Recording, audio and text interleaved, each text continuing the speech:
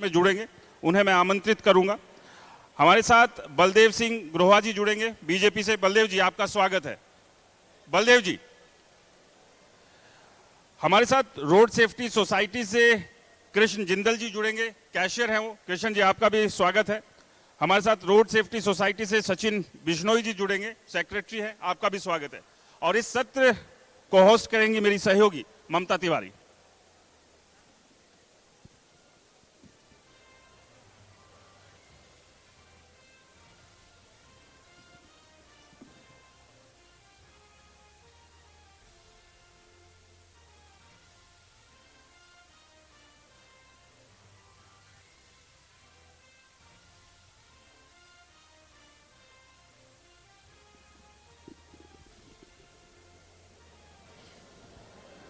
तो इस सेशन की शुरुआत करते हैं। जैसे कि मेरे सहयोगी राज वर्मा जी ने बताया था कि इस सेशन में हम बात करेंगे सड़क और सुरक्षा की, क्योंकि सड़क सुरक्षा एक ऐसा मुद्दा है जो अपने आप में बड़ा मुद्दा है। किस तरीके से हमारी सड़कें बनी हुई है, सुरक्षा कितनी है, कितना जागरूकता अभियान है, उसके बारे में आज इस सेशन में हम चर्चा करेंगे। 3 खास मेहमान इस वक्त हमारे साथ हैं, जिसमें बलदेव सिंह ग्रोहा जिला प्रधान बीजेपी फतेहाबाद से इस वक्त मेरे साथ है। साथ ही साथ कृष्ण जिंदल कैशियर आरएसओ के इस वक्त मेरे साथ है, और सचिन बिश्नोई सेक्रेटरी इस वक्त हमारे साथ मौजूद है। तो सबसे पहले बलदेव जी, आप ही के पास आती हूँ। सड़क की हम बात कर रही हैं, और सड़क आपको पता है कि बहुत जरूरी चीज है हमारे लिए। तो कितना आपको लगता है फतेहाबाद में सड़क का काम है, सुरक्षा का काम है, सड़क सुरक्षा का, वो कितना आपकी तरफ से डेवलप किया गया है? सड़कें की हालत अगर हम बात करें तो किस तरीके की है? सड़क सुरक्षा में सबसे पहले मैं आप सभी का धन्यवाद करता हूं कि आपने हमें मौका दिया। सड़क सुरक्षा में हमने सरकार की तरफ से जैसे बढ़िया सड़कें, प्लेन सड़कें बनाने का काम, फिर उसके लाइनिंग का काम, लाइनिंग के बाद फिर जो चेक पोस्ट जहाँ भी कहीं कोई बच्चा या कोई मोटरसाइकिल चलाता है या कोई और चलाता है उसका चालान करने का, और सारी व्यवस्था जो सरकार ने की है। जैसे पहले चालान थोड़ा होया करता था, इसलिए कोई बच्चे भी मोटरसाइकिल और गिर जाते थे, फिर दुर्घटना घट जाती थी। हमने वो सारे जो जुर्माना था उसको बढ़ाने का काम सरकार ने किया है। और कई जगह आपने देखा होगा भी रोड के ऊपर एम्बुलेंस और जो स्टाफ है, ट्रैफिक इंचार्ज वगैरह सारे वहाँ लगाए हुए हैं 10 किलोमीटर के एरिया में, ताकि कोई ऐसी दुर्भाग्य से कोई दुर्घटना घट जाती है तो उसको तुरंत सरकार की तरफ से फर्स्ट एड मिल सके और तो किसी का जीवन बच सके। ये हमारे सारे ज़िले में क्या, हमने सारे हरियाणा में, देश में भी माननीय मोदी जी ने ऐसा किया हुआ है। इसलिए सुरक्षा के क्षेत्र में हमने बहुत विकास किया है पहले की सरकारों के हिसाब से। पहले कोई पूछता नहीं था कि कैसे सड़कों में गड्ढे और हर तरह के आपने देखा होगा, लेकिन आज हर एक आदमी सेफ्टी चाहता है। उसमें हमने फिर हेलमेट जरूरी, सीट बेल्ट भी आपने देखा होगा, जो गाड़ियाँ नहीं आ रही हैं उनमें सीट बेल्टों का भी पहले तो आगे सीट बेल्ट लगाते थे, पीछे वाले भी, और जो मोटरसाइकिल पे 2 सवारियां वो भी हेलमेट लगा करके चले। ये जनता के सहयोग की भी ज़रूरत है, इसलिए सरकार ने अपनी तरफ से बहुत काम किया है सड़क सुरक्षा के हिसाब से। चलिए ठीक है सचिन बिश्नोई जी, क्योंकि हम देखते हैं रोड एक्सीडेंट एक बड़ा मुद्दा है, कई लोगों की जान जाती है इस रोड एक्सीडेंट में। आपको क्या लगता है कि इस साल के आंकड़े को अगर मैं कहूं, अभी साल के 6 महीने हुए हैं, क्या आंकड़ा आप पेश करते हैं खासकर हरियाणा में? जैसे कि मैं रोड सेफ्टी का सेक्रेटरी हूं, मेरे को हरियाणा का तो पता नहीं, फतेहाबाद का बता सकता हूं। पिछले 6 महीनों के अंदर आंकड़े में सुधार आया है। इसमें कुछ कमी देखने को मिली है।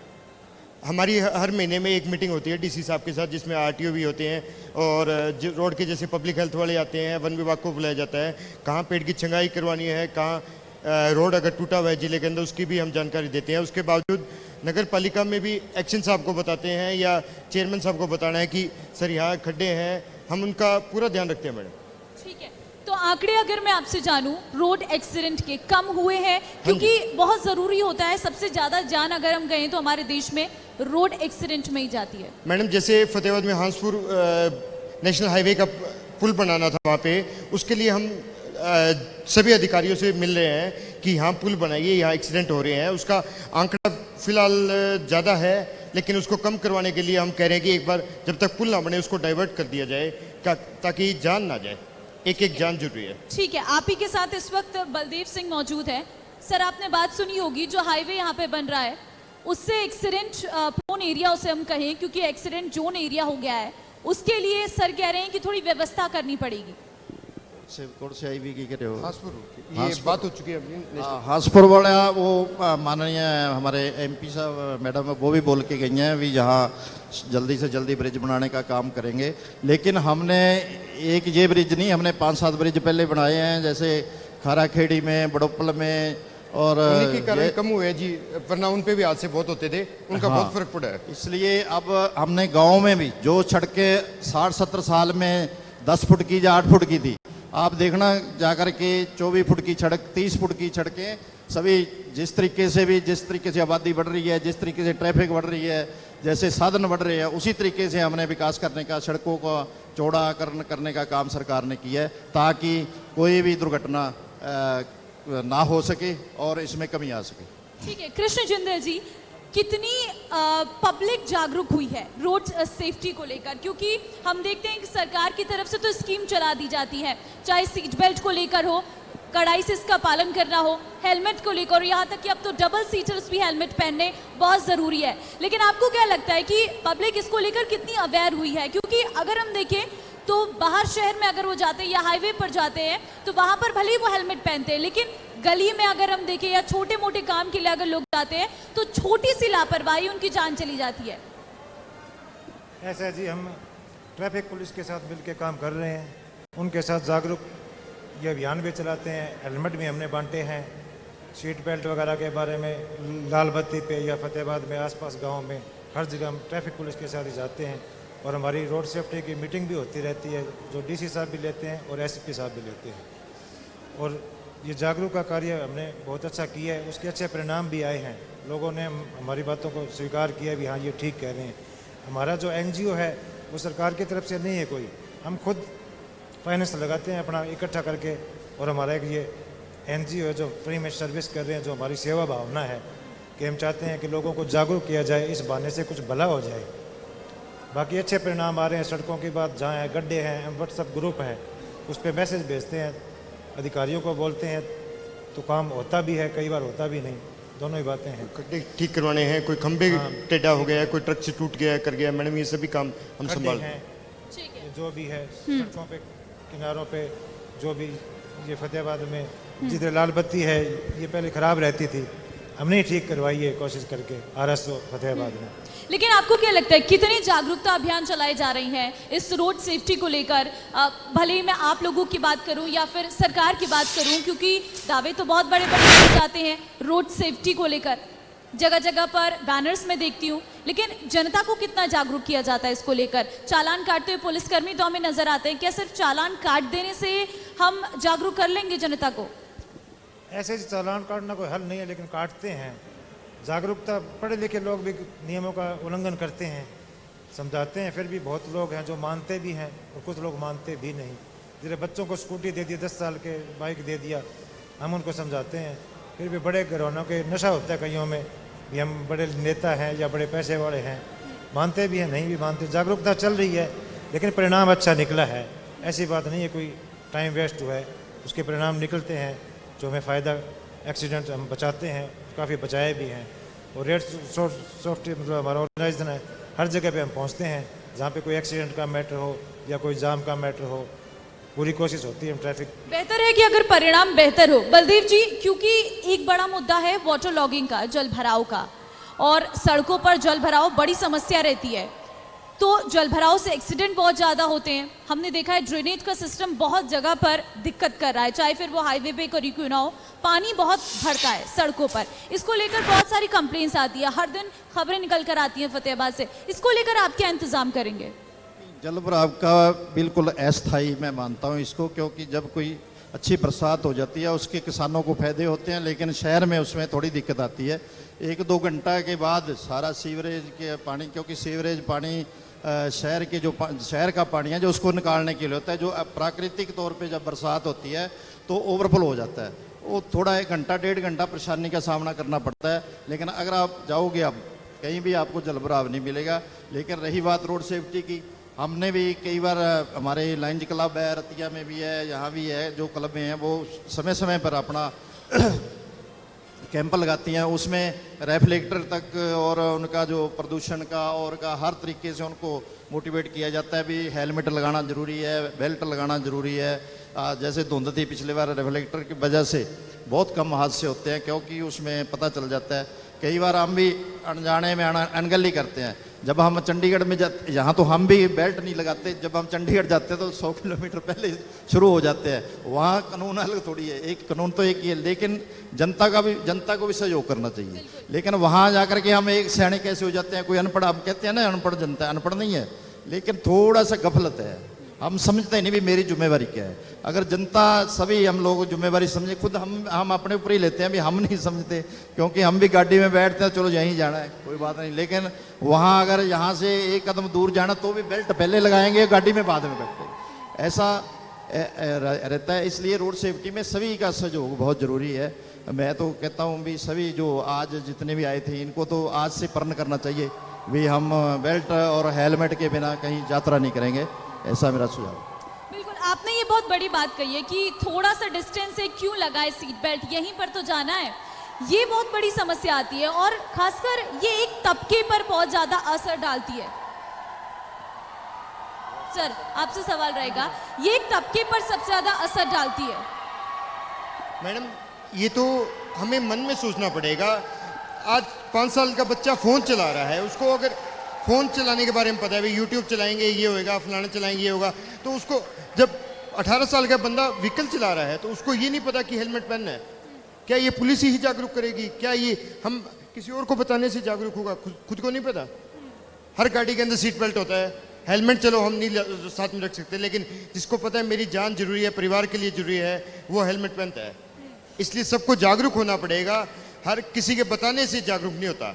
अगर जागरूक होने से, मान लो बताने से है, तो आपको मीडिया को भी दिखाना चाहिए ऐड में कि हेलमेट पहनो, ये करो।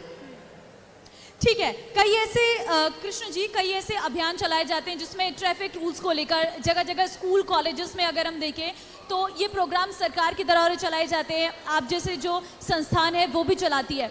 लेकिन क्या इसका असर पड़ता है आजकल के युवाओं में खासकर? क्योंकि हम देखते हैं हाईवे पर अगर चले जाएं तो गाड़ी की स्पीड कुछ यूं होती है कि वो कुछ देखते भी नहीं है आर पार। देखो जी, मैं ये कहना चाहूँगा कि मतलब जैसे सरकार, अकेली सरकार कुछ नहीं कर सकती, अकेली पुलिस कुछ नहीं कर सकती, जब तक कि पेरेंट्स अपने बच्चों को ना समझाएं। आज युवा पीढ़ी के 18-20 साल के लड़के गलियों में बाइक इतना रफ चलाते हैं, और नशे का तो मान लो आपको पता ही है, तो इतना बुरा हाल है। लेकिन सबसे ज़्यादा जिम्मेवारी है पेरेंट्स की। पेरेंट्स अगर बच्चों को कहें ना तो ज़्यादा असर पड़ता है। सरकार स्कीमें बहुत चलाती हैं, हम भी चलाते हैं, लेकिन सरकार अकेली क्या करे? सरकार भी तो हम ही हैं। ट्रैफिक पुलिस कौन है? वो भी तो हम ही हैं। लेकिन मेन हमारी जिम्मेवारी खुद की है। जब तक हम खुद जिम्मेवारी नहीं लेंगे, चाहे अपने बच्चों के बारे में या अपने बड़े भी हैं वो भी रफ चलाते हैं, उनको अपनी जिम्मेवारी समझेंगे, तभी हमें इस पर कंट्रोल कर पाएंगे। मेन मुद्दा ये है कि अपनी जिम्मेवारी समझनी चाहिए। लेकिन हम क्या करते हैं, बोले सरकार कमज़ोर है, सरकार निकम्मी है, कुछ नहीं करती, सारा दिन सरकार को दोष, पुलिस निकम्मी है, पुलिस कुछ नहीं करती। अब पुलिस भी आदमी है, हम ही हैं पुलिस वाले, सरकार भी हम ही हैं। तो केवल सरकार और पुलिस पे नहीं, हमें अपनी जिम्मेवारी समझेंगे तभी हम धरातल पे जो हमारा जीरो एक्सीडेंट्स का चाहते हैं हम हो तभी हो पाएगी। फिर दुनिया भर का ट्रैफिक हो गया। आज पता है एक घर में 4-4 साधन है, खड़े करने के लिए जगह नहीं है, गलियों में खड़े हैं, कितना कोई क्या करे? सरकार उसमें क्या करे? गलियों में हमने नजायज़ खड़े कर लिए, कब्जे कर लिए। तो पब्लिक का जो फ़र्ज़ है हमारा मेन बेसिक, वो मेन फ़र्ज़ है कि हम अपने आप को जागरूक करके उसको आगे मतलब बढ़ाएं सेफ्टी के बारे में, और जीरो पे लेके आए एक्सीडेंट्स को। ठीक है, खुद से सेल्फ अगर हम कहें तो हमें खुद से जिम्मेदारी लेनी होगी, तभी हम अपने आप को भी और अपने परिवार को भी सुरक्षित रखेंगे। आजकल के युवाओं को मैं देखती हूँ, सबसे ज़्यादा लापरवाही कहीं ना कहीं युवाओं की नज़र आती है। फुल स्पीड में गाड़ी चलाना, हेलमेट ना पहनना, अलग अलग तरीके के स्टंट करना, ऐसी कई वीडियोस भी जो निकलकर सामने आती हैं। और ये कहीं ना कहीं जो आने वाली पीढ़ी है, जो इनसे नीचे की पीढ़ी है, वो लोग भी इस ओर आकर्षित होते हैं, ऐसा देखने को मिलता है। इसको लेकर जो जागरूकता है, कहीं ना कहीं कुछ ऐसे प्रोग्राम चलाने पड़ेंगे जो खासकर युवाओं के लिए है। सचिन जी। मैडम, युवाओं को आप बुलाओ तो सही, युवा किसी चीज़ में आने को तैयार भी नहीं है। वो युवा उनको कैसे बताएं? उनको खुद को पता है भाई, अगर वो खुद जानकारी लेंगे, खुद को पता होगा तो हो गया, वरना नहीं हो सकता जी। युवा किसी चीज़ का कहना मानता नहीं। युवा को और कैसे पता चलता है फेसबुक फ़ोन का, इनका कैसे पता चलता है? अगर इनको आप मीडिया में भी डालो, सरकार भी अगर जगह जगह इनके बारे में कुछ बताएंगे तभी ही कुछ पता चलेगा, वरना कोई नहीं। ठीक है, अगर मैं चालान की बात करूं तो आपको क्या लगता है कितना परसेंट जो है वो आंकड़ा खासकर फतेहाबाद से सामने आया है आपके सामने कि पर डे में कितने चालान कटते हैं, साल का ये आंकड़ा कितना निकलता है? क्योंकि इससे हम ये समझ सकते हैं कि इतनी लापरवाहियां बरती जा रही है। अभी जिस हाईवे से मैं आ रही थी वहां पर भी पुलिस वाले लगातार चेकिंग कर रहे थे रोड सेफ्टी को लेकर। मैडम मेरे को तो पिछले दिनों ओवरलोडिंग का था ट्रकों का, उनका तो पता है 45 लाख मंथली जा रहा है, इनका नहीं पता कितना है, लेकिन इनके चलान से कुछ नहीं होगा मैडम। चलान आज मेरा कटा है, मेरे पापा भर देंगे, मेरे को उसमें क्या पता? खुद कमाए खुद लगाए तो पता चलता है। युवा कौन से हैं जो आज के दिन लगभग लोग बेरोजगार है, वो कमा नहीं रहे, उनके माँ बाप को भरने हैं, वो तो युवा नहीं मानते मैडम इसे। ठीक चलान है से कुछ बलदेव जी, क्योंकि आपकी सरकार हम देखते हैं प्रधानमंत्री नरेंद्र मोदी लगातार अलग अलग कैंपेनिंग करते हैं। बीच में मैंने देखा था ट्रैफिक को लेकर भी कैंपेनिंग शुरू हुई थी, लेकिन कहीं ना कहीं एक बार फिर से जागरूकता के लिए बड़ा अभियान चलाने की ज़रूरत है, क्योंकि जो एक्सीडेंट है वो लगातार बढ़ रहे हैं। अभी आंकड़ा जो नया आया है वो ये बता रहा है कि सबसे ज़्यादा मौत अगर हमारे देश में होती है तो वो रोड एक्सीडेंट से हो रही है। हाँ, पहले की सरकारों में जैसे लाइसेंस इशू करना होता था तो बिना ट्रेनिंग के, बिना उसके आए गए उसको लाइसेंस जारी कर दिया जाता था। लेकिन हमारी सरकार ने अब ट्रेनिंग देने का काम किया है। अभी 1 महीना कम से कम वो ट्रेनिंग ले, फिर वहाँ एसडीएम के दफ्तर में वो गाड़ी चला करके दिखाए, फिर लाइसेंस इशू होता है। पहले किसी को ट्रैक्टर चलाना नहीं जानता, वैसे वो गाड़ी 120 पे 140 पे दौड़ाता है। अगर इस तरीके से ट्रेनिंग दी जाए, वो कैंप ही होता है, उसमें मोटिवेट किया जा सकता है आदमी को। जैसे संकेतिक लिखे होते हैं रोड के ऊपर भी 90 से ज़्यादा गाड़ी चलाना जहाँ मना है, लेकिन फिर भी 120 140 पे गाड़ियाँ दौड़ती हैं। इसलिए हमारा प्रयास रहेगा। मैंने सीएम साहब को भी ये बात कही थी, मैंने कहा जी कुछ ना कुछ 10 किलोमीटर के 20 किलोमीटर पे कोई ना कोई जहाँ गाँव आता है वहाँ स्पीड रोकने के लिए कैमरे लगाए जाएँ।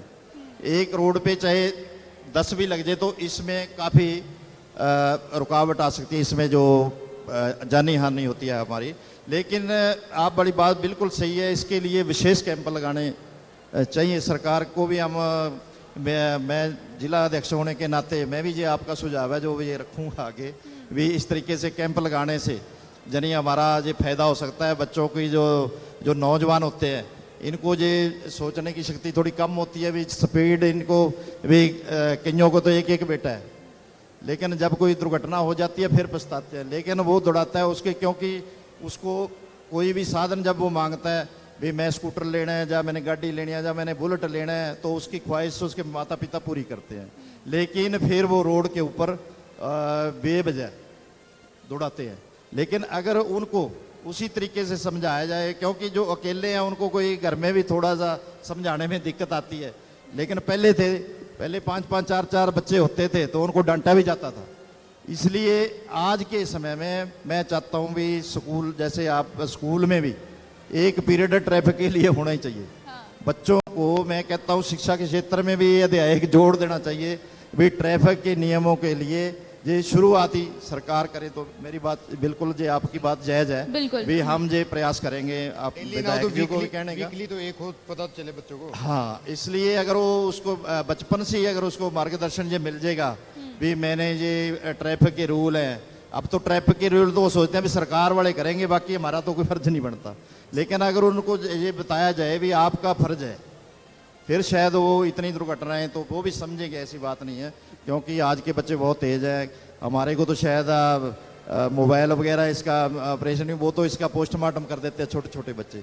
इसलिए मैं चाहूँगा भी ये बात आपकी बिल्कुल जायज़ है, इसका कोई विशेष सत्र स्कूलों में भी इसका लिया जाए तो अच्छी बात है। मैडम कंपनियों को कारों में या बाइक में स्पीड कम देनी चाहिए, जो कि उससे ऊपर जाए ना, 100 या 80 लास्ट हो, 180 90 स्पीड है ये। लेकिन एक बात जो है बलदेव जी ने बड़ी अच्छी कही है। अगर हम मेट्रोपॉलिटन सिटीज़ की बात करें, मैं दिल्ली से आई हूँ, तो वहाँ पर कैमरे की डर से अपनी स्पीड को गाड़ी चलाने वाला कम कर देता है, क्योंकि डर है कि तेज चलाऊंगा तो ज़्यादा चालान आएगा।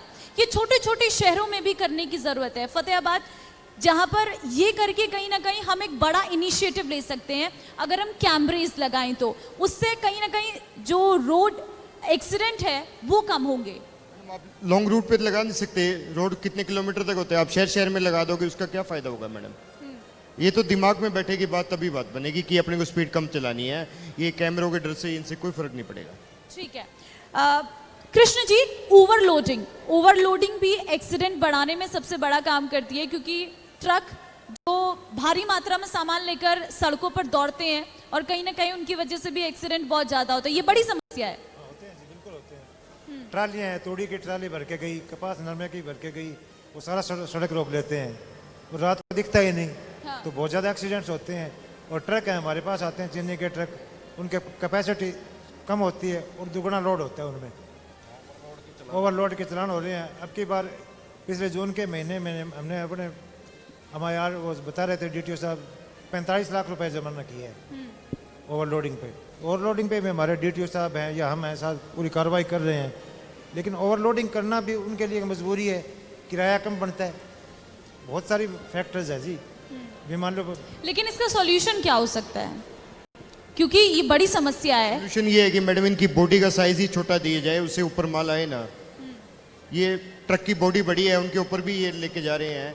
ये कंपनी की तरफ से ही बॉडी बनी इनकी आनी चाहिए ट्रकों की, ताकि उससे ऊपर माल लोड ना हो। ठीक है बलदेव जी, क्योंकि ये ओवरलोडिंग की समस्या सबसे बड़ी है, इसको लेकर कुछ ना कुछ उपाय जरूर करना पड़ेगा। सिर्फ चालान भर देने से, उनको लंबा चिट्ठा पकड़ा देने से ट्रक वाले मानने वाले नहीं है। इसको लेकर कोई इंतजाम जो सरकार कर सकती है, कोई एक प्रयास, क्योंकि सरकार की बात तो जनता जरूर मानेगी। हाँ बिल्कुल आपकी बात ठीक है, चलान कोई इसका स्थायी हल नहीं है, लेकिन फिर भी वही बात आ जाती है। भी जब हम इनके कैंप लगाएंगे, इनको शिक्षित करेंगे, इस ट्रैफिक के नियमों के बारे में जानकारी देंगे, तो केवल पुलिस तो नहीं रोक सकती। पुलिस तो एक जगह नाका लगा करके रोड पे रुक जाएंगे, लेकिन वो दाएं बाएं से फिर निकाल के ले जाते हैं, फिर भी इसका कोई स्थायी समाधान नहीं है।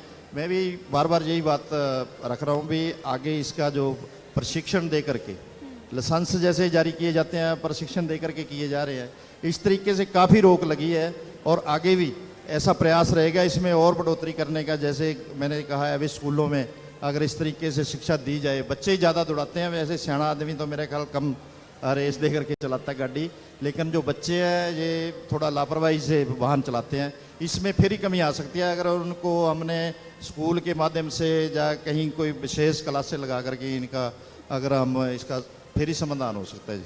ठीक है कृष्ण जी, एक लास्ट सवाल मेरा ये रहेगा, क्योंकि रोड सेफ्टी बड़ा मुद्दा है, तो ऐसे में क्या उपाय हो सकते हैं कि जो एक्सीडेंट है वो कम हो आपके नजरिए से? इस तरह जी मेन बात जागरूकता की है। हमारा काम है जागरूकता लेके आए, ट्रैफिक पुलिस के साथ मिलके। हमारे SP साहब हैं, बहुत सहयोगी हैं, बैठे हैं, हर काम में कहते हैं भी मेरी कोई मदद की ज़रूरत है तो बताओ। हम जाते हैं तो हमारी समस्या सुनी जाती है। और विशेष करके हमारा मेन काम ये ट्रैफिक पुलिस के साथ सहयोग करना, लोगों को समझाना, स्कूलों में जाके, सड़कों पे जाके जागरूक करना, ना कि चालान काटना। उनको हमेशा अवेयर करते रहते हैं, सड़कों के बारे में कोई समस्या है, क्लासें लगाते हैं, हमारी ट्रैफिक पुलिस साथ जाती है। MM कॉलेज में भी हमने प्रोग्राम किया था आज से 1.5-2 साल पहले ट्रैफिक पुलिस के साथ। तो हमारा मेन मुद्दा होता है लोगों को जागरूक करें ज़्यादा से ज़्यादा, ताकि एक्सीडेंट्स ना हों। और बाकी मैं विशेष करके पेरेंट्स से ये निवेदन करना चाहूँगा कि वो अपने बच्चों को घर पे अच्छी तरह से समझाएं, ताकि उनकी बात ज़्यादा मानी जाती है। हमारे को तो कहते हैं वैसे चालान कर रहे हैं, ऐसे कर रहे हैं, मतलब बदनामी सी है। बिल्कुल, यहाँ बैठे सभी युवाओं से ये बेहतर अपील रहेगी कि जब भी गाड़ी चलाएं तो ओवर स्पीडिंग ना करें, हेलमेट पहने, सीट बेल्ट पहने, क्योंकि ये नियम आप लोगों के लिए बनाए गए हैं और चालान कर देने से आपकी जो लाइफ है वो सेफ नहीं रहेगी। फिलहाल आप तीनों का बहुत धन्यवाद इस सेशन में हमारे साथ जुड़ने के लिए। धन्यवाद। शुक्रिया आप तमाम मेहमान जो हमारे साथ जुड़े, और फतेहाबाद कॉन्क्लेव लगातार जारी है और हम अलग अलग मुद्दों पर चर्चा कर रहे हैं। और अभी इस सत्र में बात की कि सड़क सुरक्षा जो है हमारे लिए कितनी अहम है। ये जो नियम बनाए गए हैं, ये नियम सिर्फ जो है चालान करने भर के लिए नहीं है, जुर्माना भर कर के लिए नहीं है, बल्कि आपकी ज़िंदगी को जो है वो सुरक्षित करने के लिए। तो इन नियमों का पालन करना जो है आपकी खुद की जिम्मेदारी है। तो फिलहाल अभी एक ब्रेक के लिए रुकेंगे, लेकिन इंडिया न्यूज़ हरियाणा पर फतेहाबाद कॉन्क्लेव लगातार जारी है।